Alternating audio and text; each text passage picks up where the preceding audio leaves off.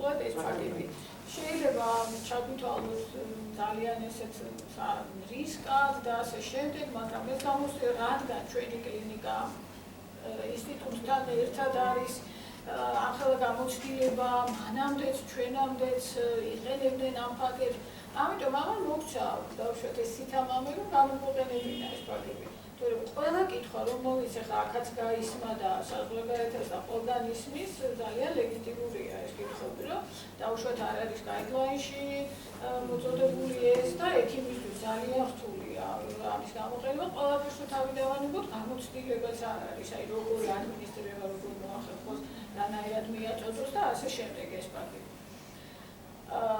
ეხლა გეტყვით, რომ აი ჩვენ ძალიან ბევრს აღარ გავაგრძელებ, მართლა გაგვიგრძელდა ძალიან, მაგრამ გეტყვით, რომ ძირითადად მაინც ჩვენი სამუშაო არის ქრონიკული ინფექციები. არ არის ეხლა ეს პატარა პრობლემა. მესმის, რომ ჰოსპიტალისტვის შეიძლება ეს არ იყოს ასეთი აქტუალური, იმიტომ რომ ჰოსპიტალში მაინც ძირითადად მწვავე პაციენტები ყავს, მაგრამ ზოგადად სამედიცინო თვალსაზრისით ძალიან მნიშვნელოვანი თემა არის, იმიტომ რომ აი განსაკუთრებით ამ გლობალური ანტიბიოტიკო-რეზისტენტობის ფონზე.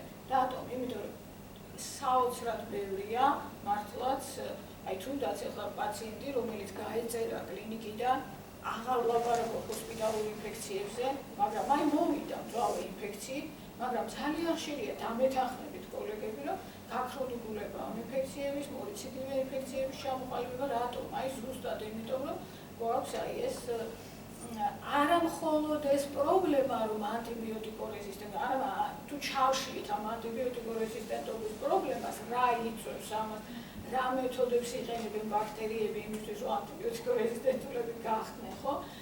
მაგალითად, აი სულ უბრალო ამბავი ვიღოთ, აი ბიოფილმის ჩამოყალიბება, რომელიც რაღაცა უკვე ცალკე სისტემა იქნება ბაქტერიების, აი ეს პოლისაქარიდული კომპლექსებია, სადაც ანტიბიოტიკი, აი ქალოტოინთამარი ამბობდა, რომ დავუშვათ აი სული რეზისტენტობა აქვს, მაგრამ შეიძლება არ იყოს სული რეზისტენტობა, ხშირად გვაქვს ჩვენ ესეთი შემთხვევები, რომ ანტიბიოტიკის მიმართ რეზისტენტული არ არის ბაქტერია, იმიტომ აი ხედავთ, რომ მუშაობს ანტიბიოტიკი, მაგრამ აი შედეგი ვერ დავინახეთ ამ ანტიბიოტიკის მოქმედებით და ეხლა თქვენ წარმოვიდგინეთ, რომ პაციენტებიც კი ისეთი განათლებულები არიან, რომ მოდიან ჩვენთან ეს ქრონიკული პაციენტები, უკვე ზეპირად იციან, რომ არსებობს ბიოფილმი, სადაც პენეტრება ვეღარ ხდება ამ ანტიბიოტიკების და ამიტომ ჯობს ისეთი აირჩიონ მკურნალობის მეთოდი, რომელიც საშუალებას მისცემს, რომ ესე იგი პენეტრაცია ხდებოდეს ამ ბიოფილმში. მით უმეტეს, რომ ახლა ბიოფილმების შეურობა იყოს, ახლა ამასაც დიდად არ აქცევენ, აი ქალბატონი რადგან ინფექციონისტია და ამეთანხმება, რომ არსებობს უკვე შესწავლილია ეს კარგად, რომ არსებობს არა მონო, არამედ დავუშვათ მულტიბაქტერიული ბიოფილმები, როდესაც ძალიან კარგად თანაარსებობენ ერთად ბაქტერიები ბიოფილმებში და ერთი კი არა და რამოდენიმე ბაქტერიასთან დამკლავება არის ხოლმე საჭირო. ამიტომ არ არის ეს ნაკლებად აქტუალური პრობლემა, ბუნებრივია, ძალიან სერიოზული პრობლემა. ამის გარდა ნახეთ, აი ფაგის გამოყენების, ფაგური პრეპარატის გამოყენების პერსპექტივა ძალიან სერიოზულად ჩანს ადამიანის მიკრობიომის, ეგრეთ წოდებული მიკრობიომის დარღვევის დროს. არ არის ესეც არა ნაკლებ მნიშვნელოვანი პრობლემა, იმიტომ რომ აი ზუსტად თუ მიზეშედეგობრივი გზით წავალთ, ხო? აი იგივე მორეციდივე ინფექციების ჩამოყალიბება და დანარჩენი რა უწყობს ამას ხელს, ხო? აი მერე შეიძლება მივიდეთ მიკრობიომის დარღვევამდე ჩვენი აი როგორც აი ქლიანი მიკრობიომის, ისე აი განსაკუთრებით ნაწლავური მიკრობიომის დარღვევა. აი ეს სფეროებია, ეს არის ის ტოპიკები, რა ვიცი, რაშიც შეიძლება რომ ეს ფაქტები გამოყენებული იყოს ამ ეტაპზე, რაზეც ჩვენ ვმუშაობთ. ქალბატონზე ამას თქვა, ქალბატონმა ამას თქვა, რომ ესე იგი ძირითადად მაინც მიუხედავად იმისა, რომ ჩვენია ეს ფაქტები ჩვენთან დაიწყო ყველაფერი, ცნობადობა პაციენტებში ახლა ექიმებს უნებრივია აქვთ ამაზე ინფორმაცია, მაგრამ ცნობადობა პაციენტებში არ არის ასეთი მაღალი. დაუშვათ და ამიტომ ძირითადად ყავს ხოლმე პაციენტები უცხოეთიდან. და რა თქმა უნდა, ხა უცხოეთიდან აქ მწვავე ინფექციით არავინ არ მოდის, მოდიან ქრონიკული ინფექციებით, თითქმის ყველა სისტემების ინფექციები და იცით რა, ეხლა ეს რაც არის, ეხლა ეს პრეზენტაცია, ეს არის აი რამოდენიმე кейსი, ეხლა ძალიან ახალ გავაგრძელებ, რამოდენიმე кейსი, რომელიც შეიძლება ჩაითვალოს, რომ ну, რა ვიცი, პაციენტებიდან გამომდინარეობს, რომ საკმაოდ სერიოზული შედეგები ჰქონდა. ადამიანები, რომლებიც ეხლა ძალიან მუდმივია ესეთი გამოთქმები, იცით, რომ დაუშვათ ცხოვრების ხარისხი ჰქონდათ ძალიან გაუარესებული, ну, რაღაცა უკვე ბევრად უკეთესად გრძნობენ თავს. ახლა აი რამდენიმე შემთხვევას გეტყვით. ახლა სასუნთქი გზებით მოდიან, სასუნთქი გზების ქრონიკული ინფექციებით ჩვენთან პაციენტები. რა არის, რა შემთხვევებია? ძირითადად არის შემთხვევები, როდესაც ქრონიკული დაავადებები აქვს ფილტვების, ეს რასაც შედეგად მოყვება ბრონქოექტაზიური დაავადების ჩამოყალიბება, ესე ვთქვათ, შეიძლება იყოს რამდენიმე სხვადასხვა ნოზოლოგია, რომელიც საბოლოო შედეგად მივყავართ ბრონქოექტაზიის ჩამოყალიბებამდე. ეხლა ამ კონკრეტულ შემთხვევაში აი ამ პაციენტს აი იაპონიდან იყო ეს პაციენტი, ეხლა უკვე წლებია, იცით რა, ეს არის თერაპია, რომელიც ფაქტურად მუდმივად გრძელდება, განსაკუთრებით სასუნთქ გზებში. იმიტომ რომ იგივე ანტიბიოტიკოთერაპია მუდმივად ჭირდებათ ამ ადამიანებს. ახლა ინფექცია, ესე იგი ერადიკაცია ინფექციის, ანუ სრული ერადიკაცია რაღაცა სასწაულის დონეზეა და ერთ შემთხვევას გეტყვით, ну, არ ვიცი, ჯერ არ მჯერა, რომ აი იმ ადამიანს აღარ აქვს ის ბაქტერია და საერთოდ ინფექცია, მაგრამ რა ვიცი, წლები რო გავა, შეიძლება დავიგებოს რა. ბევრი წელი როცა გავა, 1-7 წელი კი გავიდა უკვე და ეხლა ამ შემთხვევაში, აი ამ შემთხვევაში ეს ადამიანი, როდესაც ჩამოვიდა ჩვენთან, არის ბავშვობიდან დაახლოებით 10 წლის ასაკიდან იყო მუდმივ ანტიბიოტიკოთერაპიაზე. ხა მუდმივი რას ნიშნავს? დაუშვათ წელიწადში 10 ჯერ შეიძლება ყოფილიყო ჰოსპიტალში, ქონოდა ინტრავენული ანტიბიოტიკოთერაპია და დანარჩენ პერიოდში ტაბლეტებს ღებულობდა, ანუ ორალურად ღებულობდა ანტიბიოტიკა.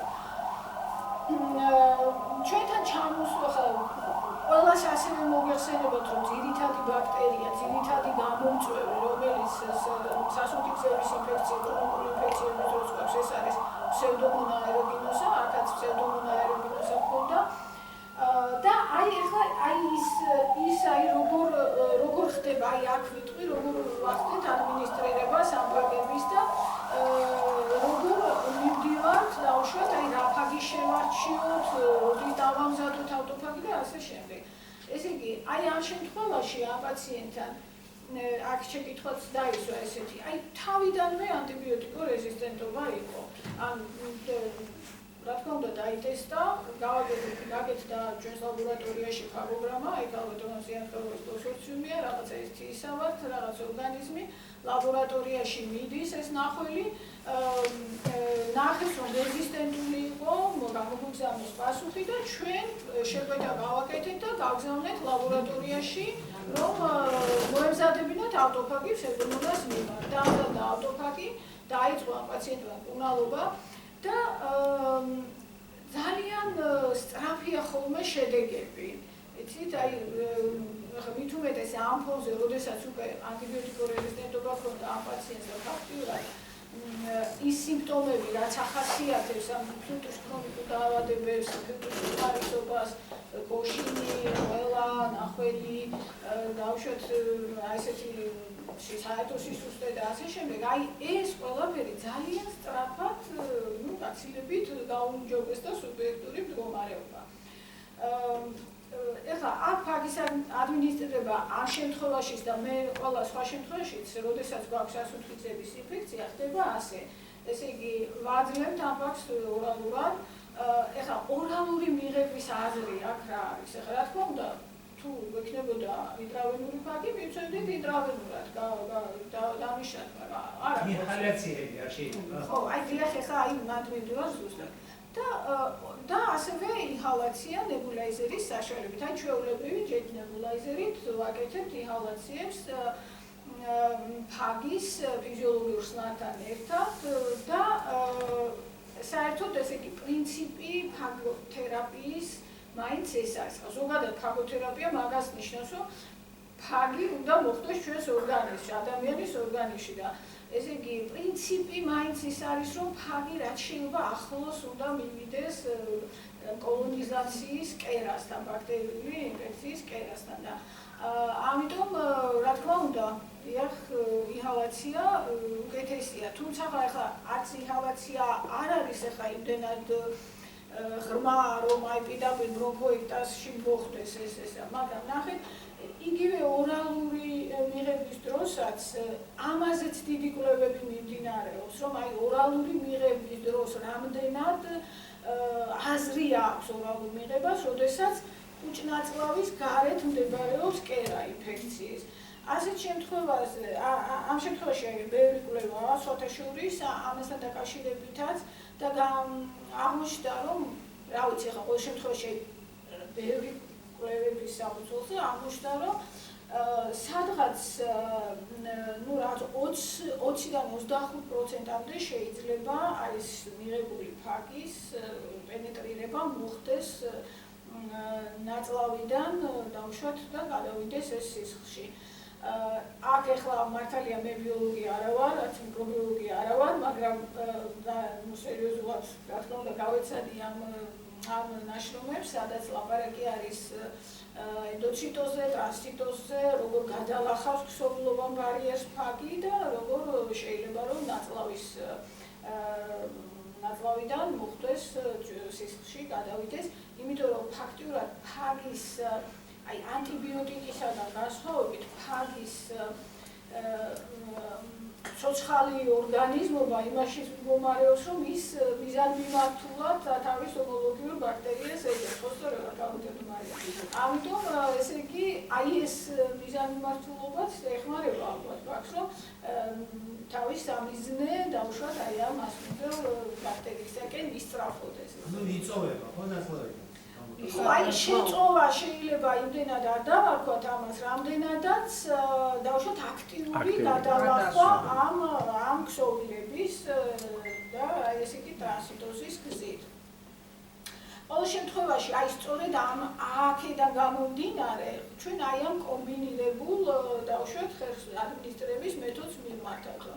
თანაც ახლა ეს რაოდენობა ფაგების, რასაც ჩვენ გვაძლევთ, დავუშვათ ეს კუნალობა გრძელდება ხანგრძლივად, რაოდენობაც ფაგის საკმაოდ ბევრია, ეხლა ჯერ მარტო თითოეულ ფუაგროში 10 მილილიტრი ფაგია და აქ ფაგების რაოდენობა 10-5 ხარისხია საშუალოდ, ან მე-6, მე-7 ხარისხში, ან ძალიან ბევრია ეს ბაქტერიოფაგი.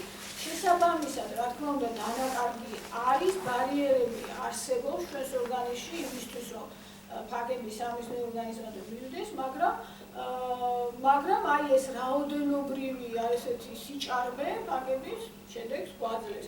მე ესე ვხსნი ამ ჩვენს შედეგებს, ესე რომ ვთქვა. ეხლა ამ პაციენტთან ამოხდა, ნახეთ აი რითი იყო ეხლა ეს კონკრეტული შემთხვევა საინტერესო, რომ ამ ავტოფაგზეც განვითარდა რეზისტენტობა რაღაც მომენტში და დავამზადეთ ახალი და ნუ ლაბორატორიამ დაამზადა ახალი ავტოფაგი და აი ახლა ეს უპირატესობა დავუშვათ ჩვენი კლინიკის კიდევ იმაში ვლინდება, რომ ჩვენ აი ჭიდრო ასოციაციაში ვართ ინსტიტუტთან, რომ ესე იგი კითხვები, რომლებიც დაიბადა ესეთ დროს, აი რა მოხდა, ეს იყო მუტაცია ამ ეს რა ქვია, სედომონ აეროგენოზას, თუ დავუშვათ თავიდანვე იყო რაღაცა მულტიმიკრობული ბიოფილმი და შეიძლება სხვადასხვა შტამი არსებობდა იქ. აი ამაზეც, ნუ 2 წლის მერე გავკარჩი. 2 წლის მერე მოხდა, კი. ხო, აი თქვენ ამბობდით, რომ აი ორ თვეშიო შეიძლება. იცით, შეიძლება ალბათ, რა ვიცი, ხა თეორიულად დასაშვებია ეგეც, მით უმეტეს აი ანტიბიოტიკო თერაპიის ფონზე. თუმცა ორი თვე მაინც ვფიქრობ, რომ ცოტაა იმისთვის, რომ ახლა სრული მუტაცია განიცადოს ფრაგმა და დაუშვათ აღარ იმუშაოს ამ რა ქვია ესა მიკრობმა დიახ მაგზე არა ბაქტერია ამიტომ რა არის იცით რა თქმა უნდა ჩვენ ხშირი გვაქვს ეს შემთხვევა რომ პაციენტებს აი დისტანციურადაც კი გვიგზავნიან მასალებს და ვაკეთებთ ანალიზებს და ხედავთ ხოლმე თავიდან რეზისტენტობას, უკვეთავთ იმას და ავტოფაქს და იშვიათია, ძალიან იშვიათია შემთხვევა, აი ფაქტურად შეიძლება ერთი ან ორი შემთხვევა იყოს, რომ აი ამ წლების განმავლობაში რომ დაუშვათ აღარ მუშაობს და რეზისტენტული აღმოჩნდება უკვე ახალი მიკროორგანიზმისთვის, ანუ ახლად გამოყოფილისთვის ეს ავტოფაგი მოკლეა ძალიან ეს დრო. საერთოდ პაციენტისთვის მოკლე არ არის ორი თვე, რა თქმა უნდა, ბევრია და ექიმისთვისაც, მაგრამ ზოგადად ბაქტერიული ინფექციისთვის, ოდესაც ქრონიკული ინფექცია არის, არ არის. ხო, ეხლა აღარ გავაგრძელებ, ეხლა აღარ გადაგვლით, აქაც ესე იგი ეს იყო, რა ქვია სასუნთქის სისტემა, აი ეს არის, ესე იგი, ის პაციენტი, რომელზეც გეუბნებით, რომ რა ვიცი, ხა აი თითქმის დაუჯერებელია, მაგრამ ერადიკაცია მოხდა ფსევდომონა აერუგინოსას ამ წლების განმავლობაში. ესე იგი, ეს პაციენტი სანამ ჩვენთან ჩამოვიდოდა ცისტური ფიბროზი ახლა ყველას მოგეხსენებათ რაც არის გენეტიკური დაავადებაა ახლა ამას ჩვენ ვერაფერს ვერ უზავთ მაგრამ ბაქტერიული ინფექცია როგორც პათოგენეზული რგოლი უკვე თავიდანვე ჯდება ბავშვობიდანვე აი ამ კონკრეტულ შემთხვევაში 10 წლის ასაკიდან ამის უკვე ქონდა ესე იგი ინფექცია თავიდან სტაფილოკოკი აურეუსი იყო ეს ახლა ყველაზე ხშირად შემდეგ ფსევდომონა აერუგინოზა მთელი ცხოვრება ფსევდომონა აერუგინოზა ქონდა. ეხლა რა იყო ამ პაციენტის გზა? აი იგივე იმ საფრანგეთში. ესე იგი ჯერ ერთი აი ჩვენთან ჩამოვიდა, აი წარმოვიდგინეთ ეხლა აი იქ რო ის ახლა ჯერ კიდევ დერეფანში და უკვე ყველას რო ესმის მისი ყველა როგორია და ნახველი ძალიან დიდი რაოდენობა, რაც ახასიათებს ბრონქოექტაზიას, რომელიც ყალიბდება ცისტური ფიბროზი და ფიბროზულ ქსოვილებს.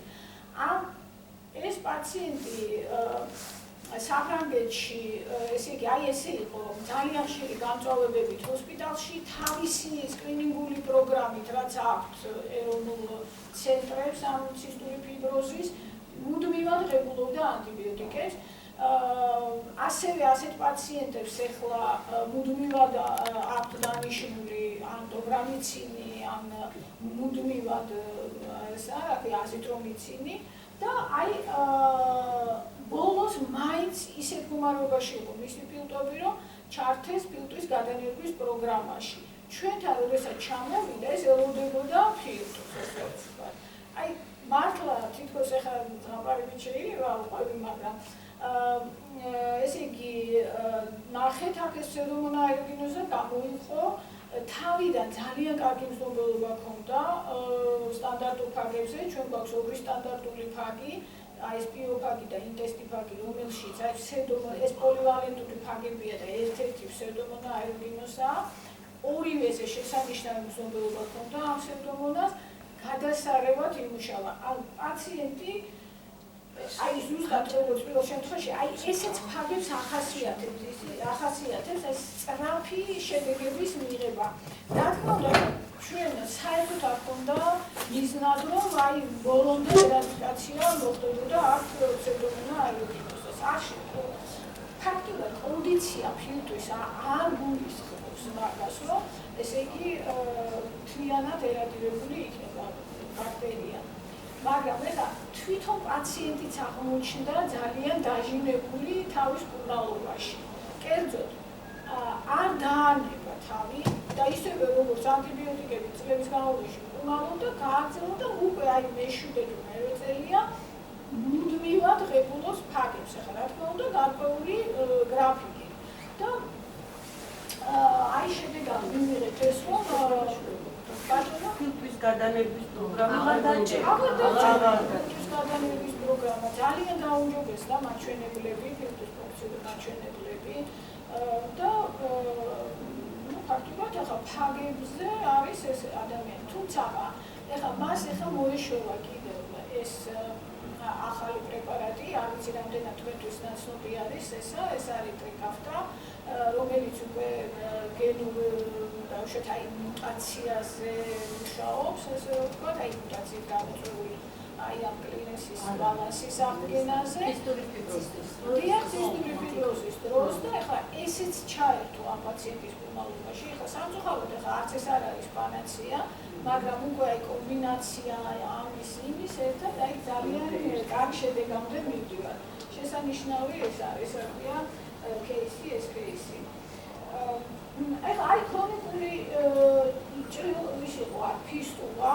ახლა თქვათ ქრონიკულსაც ვერ დავაქმნებდით, იმიტომ რომ პოსტოპერაციული მდგომარეობა იყო ეს რატოა ჭრილობის მოტეხილობის შემდეგ განვითარდა ასევე ინფექცია, აქაც რაღაცნაირად დაემთხვა რომ ფსევდომონა ინფექცია იყო, თუმცა სტაფილოკოკკეალურუსიც იყო. ესე იგი, ყველა ქრონიკული ინფექციური პროცესის დროს პრინციპში აი ყველა შეიძლება არა, მაგრამ აი მე რაც ვიცი სტატისტიკა, სადღაც 80%-ამდე შემთხვევებში ვითარდება პოლიმიკრობული მდგომარეობა.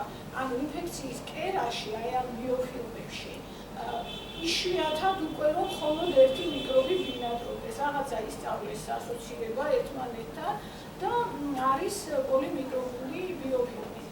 აქაც ეს პაციენტი თვითონ ქირურგის მიერ იყო ჩვენთან გადმომისამართებული, ესე ვთქვათ, ჩვენ დაგვიკავშირდა თვითონ ქირურგი ამ პაციენტის, იმიტომ რომ ფაქტიურად აი ეს გარეფიქსატორის მოხსნაც ვეღარ ხდებოდა, ეს ფისტულები არ ხორცდებოდა, აი ეს ორი ფისტულა, რასაც აქ ხედავთ, ჩირკდენი ფისტულები იყო და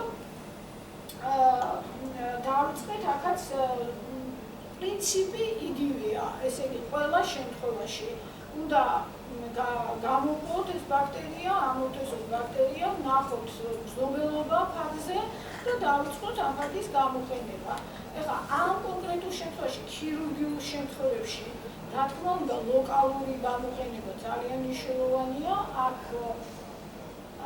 თვითონ ფისტულაში ინსტილაციები ხდებოდა ფაგების და ბატონო ფისტულა იყო. აქ ფისტულა, ეხლა კარგად არ ჩანს, ფისტულა რასთანადა იყო? ოსტეომიელიტი იქნებოდა. ოსტეომიელიტი ქონდა, დიახ, აბატით ახლა ეს დიაგნოზი ამაქვი, ოსტეომიელიტი ქონდა და ქსოვილში იყო ფისტულა. ეს როგორი ხანგრძლივობთ, რა მეთოდით, რა გზით, იმიტომ რომ იქ მე მაგას დაასხავდობ, შედამთავრდა მეტი არაფერი? არა, ნახეთ, ეხლა აი როგორ ხდება აქ ადმინისტრირება, როგორ ხდებოდა, ესე იგი ჩვენთან პაციენტი დაახლოებით დაყოლს ხოლმე 2 კვირა, მაქსიმუმ 3 კვირა. ახლის განმავლობაში ყოველ დღე, აი დღეში ერთხელ, ჩვეულებრივ ინსტილაცია, იმის მიხედვით ახლა რა ზომის არის და რა სიღრმის არის ეს ფისტულა, 5-დან 10 მილილიტრი, შეიძლება 10 მილილიტრი არ დაჭირდეს, ანუ რაც საჭიროა, აი ჩვეულებრივი პატარა მცირე ზომის კათეტერით ხდება შეყვანა ფაგის ან ფისტულაში. თავიდან გამორეცხვა, ბატონო. როგორ აფიქსირებ? შიგნით როგორ რჩება? აი ფაგი, ესე იგი ექსპოზიცია დაახლოებით 15 წუთი. აი წარმოიდგინეთ, ახლა გამოირეცხა, ეს ახლა ქირურგიული მეთოდია. გამოირეცხა ეს ფისტულა, იმით რა ქვია, წრაბადის ეჟანგით, შემდეგ გამოირეცხა ფიზიოლოგიური ხსნარით და შემდეგ შეყვანილი იქნა ფაგი ფისტულაში. რა თქმა უნდა, ფეხი გარკვეული პერიოდის განმავლობაში ფიქსირებულია, ფაგები იწყებენ იქ პენეტრირებას ქსოვილებში და აი ეს არის ადმინისტრირება ლოკალური. ეს პაციენტიც ისევე როგორც ყველა დანარჩენი მალამოსახით არ არის. მალამოსახით გვაქვს, ამ შემთხვევაში მალამო საჭირო არ იყო. ჩვენ გვაქვს კანის ინფექციებით, როდესაც მალამოებსაც ვიყენებ. დავუშვათ, აი როგორც თქვენ ამბობთ, წყლოვანი ჭრილობა თუ არის, აი მე შეხედათ აი ნახეთ ქრონიკული წყლული დიაბეტური ტექნიკა. ესე იგი, უბრალოდ აი ძალიან მოკლედ გეტყვით, რომ ამ შემთხვევაში აი ეს ფაგოთერაპიის ზოგადად პროცესი მთლიანად, რაც აი იმ შედეგის მიღებამდე, რასაც ხედავ, ამ ყველაფერს დასჭირდა 1 წელი. მაგრამ ეხლა ამ 1 წლის განმავლობაში, რა თქმა უნდა, მუდმივად არ მკურნალობდა ეს პაციენტი. თავიდან ძალიან კარგი შედეგი იყო, ფისტულები ამოივსო, შეხორცდა ყველაფერი, შესაბამისად ეხლა არც ბაქტერიის ნახვა შესაძლებელი არ იყო, მაგრამ პროცესი სიღრმეში გრძელდებოდა სავარაუდოდ და მოიხსნა ეს ფიქსატორი, მაგრამ სამწუხაროდ გამწვავება ერთხელ ამ 1 წლის განმავლობაში ამ პაციენტს ისევ ჰქონდა. მაგრამ ნახეთ რა იყო, ესე იგი იქ უკვე აღარ იყო ფსევდომონა აერუგინოზა. როდესაც ახალი გამწვავების დროს მოხდა დათესვა, იქ უკვე იყო სტაფილოკოკი აურეუსი, ანუ სხვა ბაქტერიამ ჩაანაცვლა. ფაგმა, რომელიც მიზანმიმართულად მუშაობდა ამ ფსევდომონაზე, თავისი საქმე გააკეთა, მაგრამ იქ გაჩნდა არეალი იმისთვის, რომ აი სხვა ბაქტერია, რომელიც სავარაუდოდ იმ მულტიმიკრობულ ბიოფილმში იყო. და ის გააქტიურდა. შემდეგ აი ამ შემთხვევაში, აი მეორე გამწვავების დროს ანტიბიოტიკის და ფაგის ერთდროული გამოყენება ხდებოდა, თუმცა ანტიბიოტიკი მიცემული იქნა მხოლოდ 10 დღის განმავლობაში, მაგრამ ფაგები ფასეულად ეძლეოდა.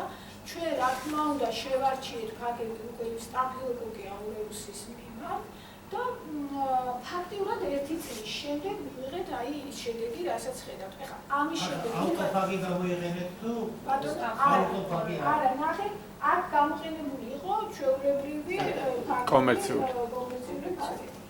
ეხლა ეს რა ქვია,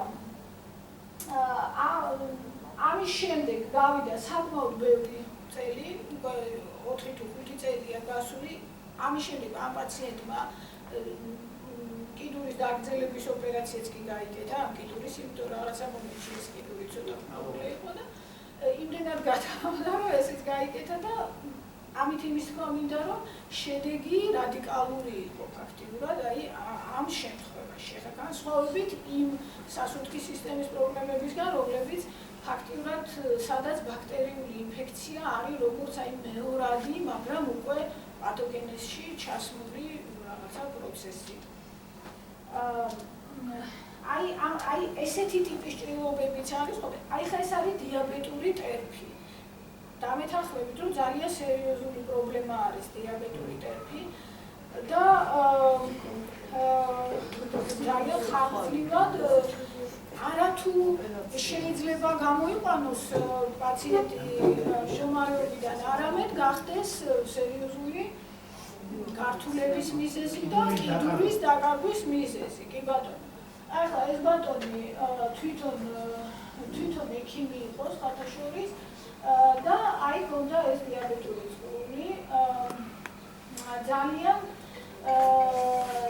ხანგრძლივი დროის განმავლობაში ჰქონდა ეს თვითონვე ძალიან სერიოზულად აი ფაქტობრივად გერმანიიდან იყო და არ ქონია და არ დაუტოვია არაფერი, მაგრამ არ ჩაერთო დაუშვათ ენდოკრინოლოგები, ქირურგები და ასე შემდეგ, თუმცა ნუ სამწუხაროდ აი ანტიბიოტიკოთერაპიის შედეგი არ ჰქონდა. და აი აქაც აი ასეთ შემთხვევაში უკვე ვიყენებთ ხოლმე, ეხლა აქ პატარა ისიც კი იყო, მუნი და შინდაც შეყვავდა კარგი, მაგრამ ძირითადად ასეთი ზედაპირული და წყლოვანი ჭიუღების დროს ირიგაციის მეთოდს ვიყენებთ, ანუ აი ზედაპირის, ჭიუღების ზედაპირის ირიგაცია ფაგებით და შემდეგ აი ფაგით გაჟღენთილი საფენის მოთავსება ამ ბაზაზე, რა ქვია, ჭიუღაზე და ასე დაფიქსირება. ეხლა ეს პაციენტი დღეში ორჯერ ეტარებდა ამ პროცედურას, კიდევ ერთხელ მიმეორებ, რომ ყველა ამ შემთხვევაში ორალურად ნების ყველა შემთხვევაში ვაძლევთ მაინც ამას. იცით რა, ორგანიზმის ფაქტიურად გაჯერებისთვის ფაგებით. იმიტომ რაც უფრო მეტი იქნება ფაგი, მით უფრო უკეთესი იქნება დაუშვათ ბაქტერიაზე ზემოქმედება.